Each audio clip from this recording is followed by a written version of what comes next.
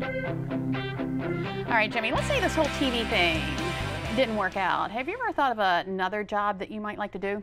Funny you should say that. Yeah? You know, I'm a little bit of a geek. When I was a little kid, I thought about becoming an astronaut. Really? Yeah. That does not surprise me one bit. I think I would go the route of a personal trainer. I'm really into exercise these days. Well, when other people talk about hot jobs these days, they typically think high tech. But there's a huge demand right now for skilled trade workers, which is basically manual work in a particular trade that requires skill. Now, if not addressed, as we hear in today's Angie's List report, it could be hard for consumers to find a good contractor at a reasonable rate.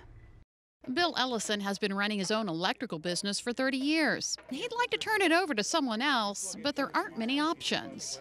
We're going to be needing a lot of electricians here pretty soon. I'm hoping to retire myself, and I can officially retire in 3 years, but I'm going to hang on a little longer. I don't know why the kids don't do it. I try, I talk to them. I've been to a lot of high schools educating them. They just don't seem interested. According to a recent study by Manpower Group, electricians, mechanics, butchers, bakers, and chefs top the list of hardest jobs to fill in the United States for the 4th consecutive year.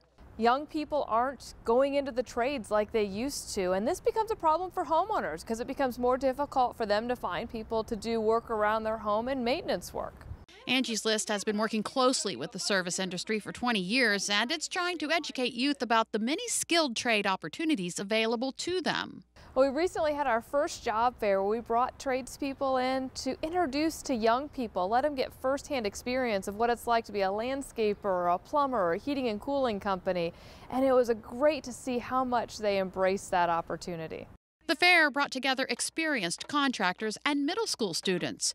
Kids were taught which skills were required for different jobs and even what wages to expect. A journeyman electrician like I'm at can make $65,000 a year. That's not too bad. And if you pay attention and put your nose to the grind, you can start your own business and hopefully make more than that. And don't think this shortage won't impact you. Having a shortage of trade laborers is an issue that affects all of us. Not only will it become more difficult potentially for us to hire people, but also it's an opportunity for these young people to go into well-paying jobs and potentially become business owners down the road. Angie says there are many lucrative careers in the trades and that her company is seeing no slowdown in the demand for services. And she hopes her career fair will catch on in schools across the country. Okay, so now we know the demand for trade work is there. So let's take a look at 4 of the highest paying trade jobs according to Dividend.com's Career Center. Heating and air conditioning mechanics and installers come in at number 4. The U.S. Bureau of Labor Statistics reports in 2012 the median pay for someone in this field almost $44,000 or more than $20 an hour. Next on the list, electricians. As of 2012, the Bureau reported the median pay for an electrician was almost $50,000 or about $24 an hour.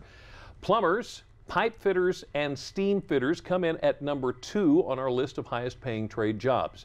Their median salary just over $49,000. That works out to be about $23.62 an hour. And at number 1 on the list of highest paying trade jobs, elevator installation and repair. The median annual salary well over $76,000 a year, which is just about $37 an hour. Lisa, you might want to reconsider that entire personal trainer thing, I'm thinking. Yeah, I'm thinking that too. Well, whatever your job you have, one thing's for sure, we all want to save money, and retailers are taking note. Up next, see how a battle for your bucks between merchants may translate into big savings for you. But it's not just in stores, it's online too. And one new company in particular is joining in on the competition for your cash, claiming it has the cheapest prices anywhere on the internet.